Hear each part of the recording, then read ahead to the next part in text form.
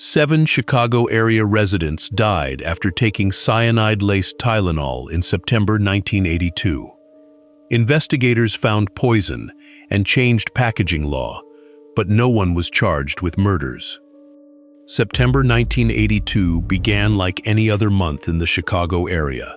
Pharmacies opened, medicine cabinets held familiar brands, and people trusted a routine dose to ease ordinary pain.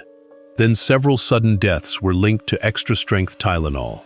Investigators were not dealing with one obvious crime scene. They were confronting homes, stores, and a growing fear. Deaths occurred over 2 days in Chicago area, beginning September 29, 1982. Investigators and medical personnel noticed common product link as cases accumulated. Once cyanide was detected in extra-strength Tylenol capsules, public health response and homicide inquiry became inseparable. Police needed evidence preserved, while officials needed consumers to stop taking product immediately. That conflict between speed and proof shaped every next step. Waiting for perfect map could expose more people. Warning broadly could send millions of bottles back before investigators understood which ones mattered. The deaths unfolded over September 29 and 30, 1982, across the Chicago area. Mary Kellerman's sudden death was followed by Adam Janus, and then Stanley and Teresa Janus, after relatives gathered and used capsules from the same bottle. Mary McFarland, Paula Prince, and Mary Reiner completed the 7 linked victims. Doctors, medical examiners, police, and public health officials had to recognize a product connection before another ordinary dose produced another emergency. Once cyanide was confirmed, every bottle in circulation became both a potential hazard and possible evidence. The central question was how an ordinary pain reliever became lethal. Investigators initially had to examine the entire path from manufacturing to the medicine cabinet. Cyanide inside extra-strength Tylenol capsules established deliberate tampering, but it did not reveal when the capsules had been opened. The bottles looked ordinary, and the capsules could be separated and refilled without the layered barriers consumers now expect. Laboratory tests established the poison. Lot records, store locations, and recovered containers helped trace the product. None identified the person who altered it. The evidence eventually pointed away from manufacturing and toward interference after legitimate bottles entered retail channels, changing a possible quality control failure into a homicide investigation spread across stores and homes. Before the investigation moves further, hold on to the question at its center.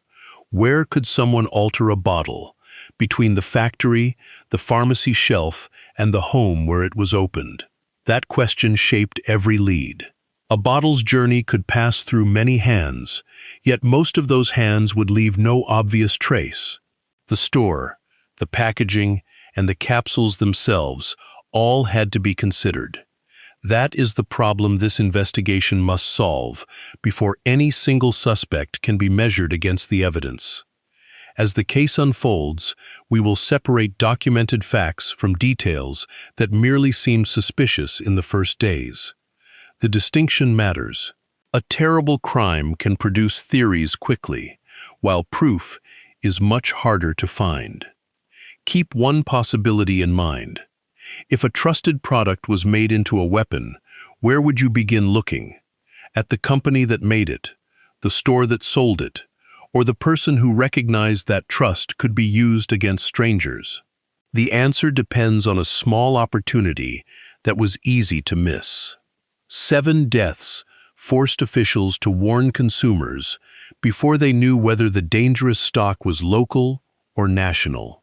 Hospitals, medical examiners, poison experts, pharmacies, the manufacturer, FDA, police, and the FBI each held a different part of the problem. Laboratories could identify cyanide. Commercial records could map lots and distribution. Retailers could remove bottles. Detectives could pursue the person responsible.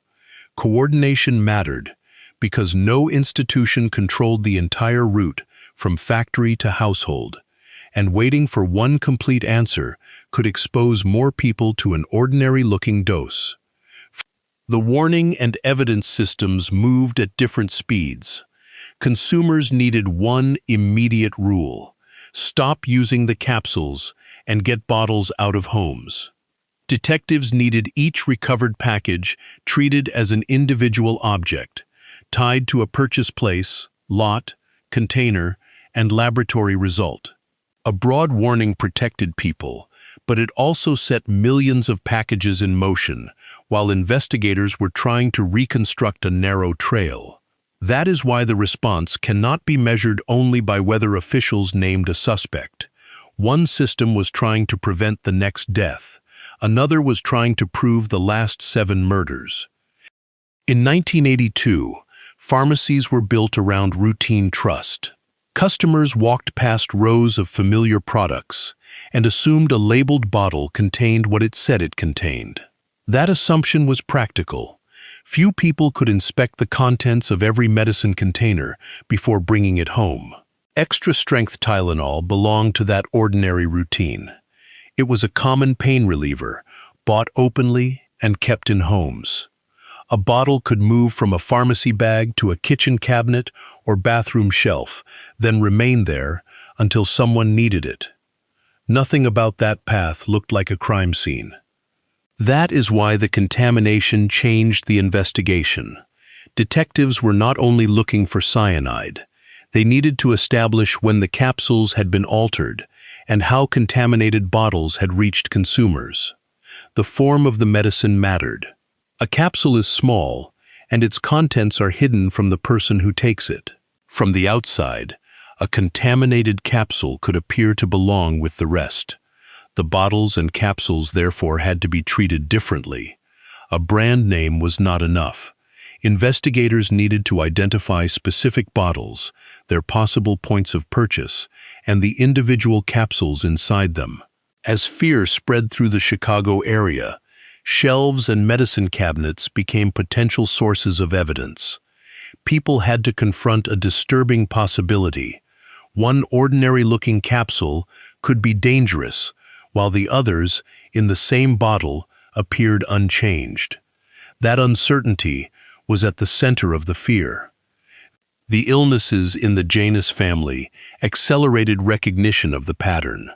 After Adam Janus died, relatives Stanley and Teresa Janus took capsules from the same bottle and also became critically ill. That cluster gave responders a direct reason to examine the medicine rather than treat each sudden collapse as an isolated medical event. Other victims lived in separate households, so the product connection had to be recognized across cases. Once cyanide was confirmed, every recovered bottle served 2 purposes at once: a possible public hazard and evidence in a homicide investigation. FDA investigators concluded that the cyanide contamination occurred once authentic product had reached store distribution, not during manufacturing. That finding narrowed the opportunity without identifying a store or a person. The victims lived in separate households, and no conventional private relationship connected all 7. Bottles, lot information, purchase locations, and laboratory results became the shared evidence. Families had not ignored visible damage. The packages appeared ordinary. Investigators could establish where the legitimate supply chain ended and tampering began, yet they still lacked a witness, trace, or physical link to the hand that opened the capsules. The FDA conclusion did important work, but only up to a point. It separated legitimate production from later interference and prevented suspicion from spreading across every factory employee and manufacturing step.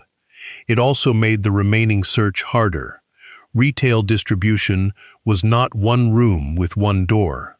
It included deliveries, stockrooms, shelves, customers, and separate homes. Investigators had narrowed when the product was altered, without narrowing access to one person. That distinction matters. Excluding an innocent part of the supply chain is a real result, even when it does not reveal the guilty hand. Testing identified cyanide in capsules, converting unexplained deaths into deliberate product tampering investigation. Authorities warned public and collected bottles, while retailers removed stock. Evidence showed contaminated capsules in consumer packages and supported post-manufacturing conclusion. It did not establish where each bottle was opened, who altered it, or whether one person acted alone. Those unknowns made urgent recall easier than criminal identification. Testing also had to distinguish dangerous capsules from the enormous volume of legitimate medicine moving through commerce. A brand name or lot could guide collection, but laboratory analysis determined whether cyanide was present. That scale explains why warnings and recall could not wait for detectives to trace every purchase. Consumers needed one simple instruction, while investigators handled a much more granular task: preserve individual bottles, identify where they had been bought, and compare their histories for a common point of access. The first practical breakthrough was recognition, not identification. 7 deaths occurred within hours across September 29th and 30th. Once responders connected them to the same kind of capsule, separate medical emergencies became one criminal event. That connection allowed urgent warnings, store removals, household returns, and coordinated testing. It also created a flood of material. Most returned medicine was legitimate, yet every package had to be handled as if it might carry the answer. Investigators could reduce exposure quickly, sorting danger from ordinary stock, then tying danger to a person demanded a much slower kind of proof. The investigation expanded as pharmacies removed stock and residents surrendered bottles for testing.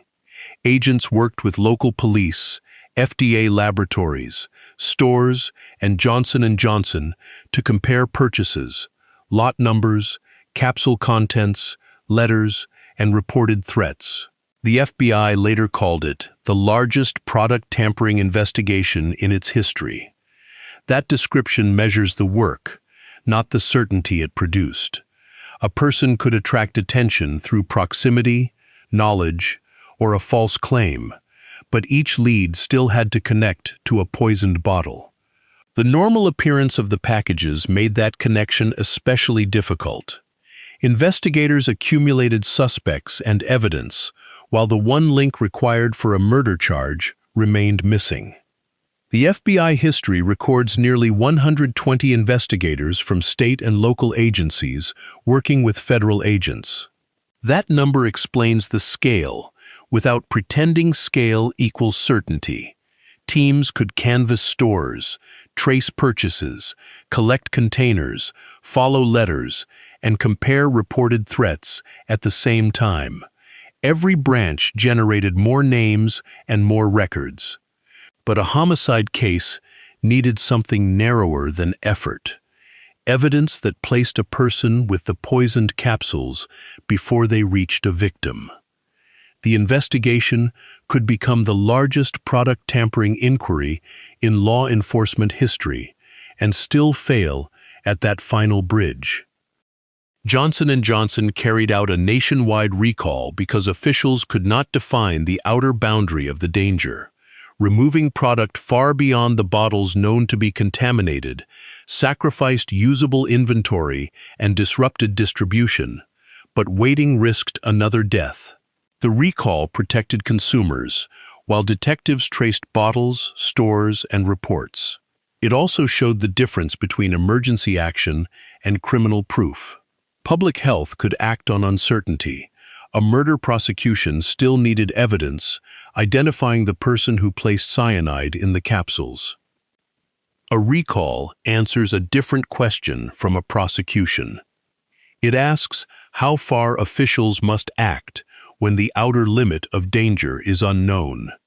Removing far more medicine than tests had shown to be contaminated was costly, disruptive, and deliberately cautious. The decision did not mean every bottle or every region was poisoned. It meant nobody could promise that the known bottles defined the whole threat. In an emergency, uncertainty can justify wider protection. In court, that same uncertainty cannot substitute for proof against a defendant. James Lewis entered the case after sending a letter demanding $1 million from Johnson & Johnson to stop the killings. Authorities convicted him of attempted extortion, and he served 20 years in prison. He was never convicted of contaminating Tylenol or killing any of the 7 victims. Investigators examined his writings, travel, timing, and statements for decades, but no murder charge followed. Lewis died in 2023. His extortion conviction established that he exploited the crisis. It did not establish that he created it. The homicide case remained open beyond his death. Lewis remains central because the extortion letter was concrete evidence of a crime connected to the public crisis. Prosecutors could prove an attempt to obtain money by exploiting the killings, and a court imposed a 20-year sentence. That conviction did not answer who obtained cyanide, opened capsules, placed them in retail packages, or caused the 7 deaths. The distinction is not a technical escape hatch. It is the boundary between suspicion and a charge that evidence can support. The FBI account says no one could be charged with the murders because evidence was insufficient. Post-manufacturing contamination changed every earlier clue. A pharmacy shelf became one possible point inside a longer chain, and a medicine cabinet became the final stop for a product altered elsewhere. Investigators established the toxin, linked bottles to victims, and narrowed when interference probably occurred. No witness, forensic trace, confession, or other physical link emerged identifying an offender beyond reasonable doubt. That gap explains why an enormous product tampering investigation could answer the operational question without answering the homicide question. The deaths were connected by a product, but no defensible bridge connected that product to a named killer. A bottle might pass through shipping, storage, a stockroom, a shelf, a purchase, and a home before testing revealed anything unusual. A person who briefly opened and returned a package might leave no reliable witness. The evidence narrowed the stage of the crime while multiplying the places and strangers that stage could include. The access window explains why a solved method can coexist with an unknown offender. A bottle might pass through shipping, storage, a stockroom, a shelf, a purchase, and a home. Investigators could place the authentic product inside that route and identify the poisoned packages at its end. What they could not recover was the brief human moment between those points. If a package could be opened, altered, and returned without visible damage, the most important event might leave neither an alarm nor a reliable witness. Investigators reconstructed product routes, reviewed stores, tested capsules, and pursued leads while public warnings reduced the immediate risk. Evidence supported tampering after retail distribution and showed how capsules could be opened and returned to ordinary bottles. It never connected a named person to the poisoned capsules strongly enough for a murder charge. Old evidence was reviewed again as methods improved, and potential suspects were compared against timing and physical facts. The result remained unusually divided. Authorities could explain the toxin, the packaging vulnerability, and the stage of distribution where interference occurred, but not who performed the act. The case, therefore, had 2 maps.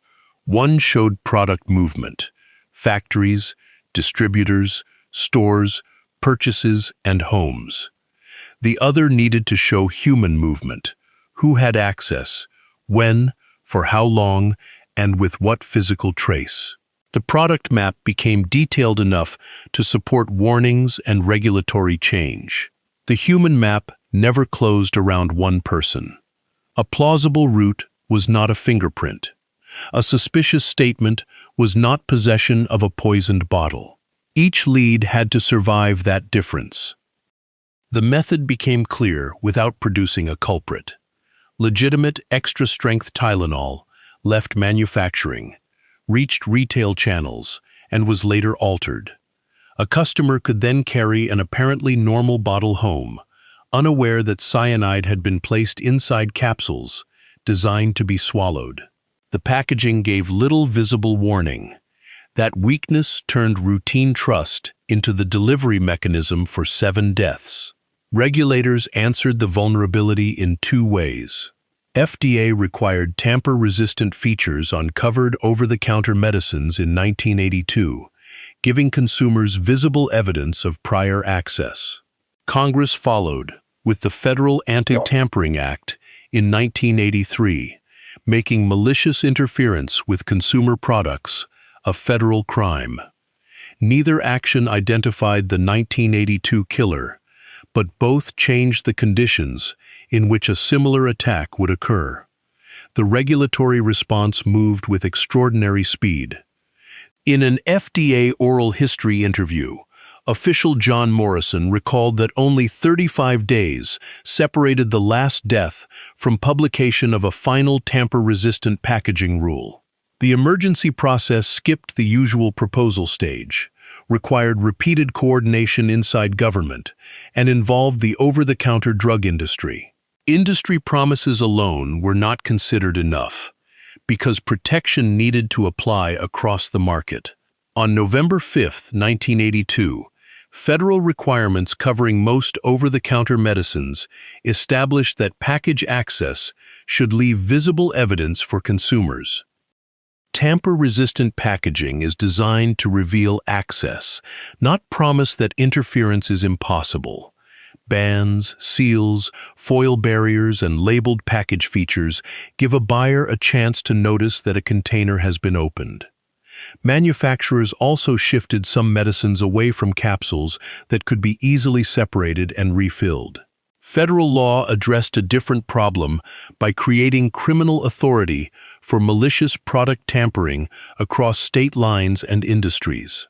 Packaging warns and deters. Law gives investigators a charge when evidence identifies an offender.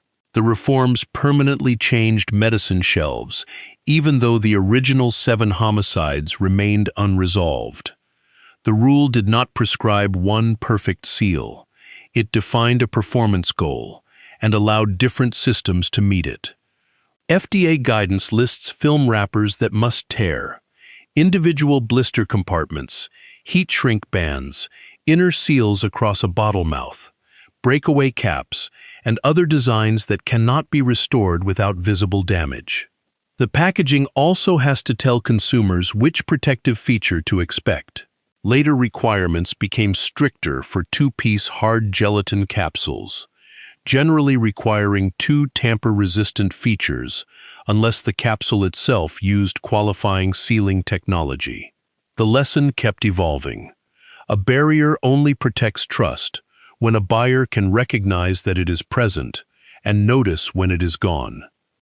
The 7 victims were 12-year-old Mary Kellerman, Adam Janus, Stanley Janus, Teresa Janus, Mary Reiner, Mary McFarland, and Paula Prince.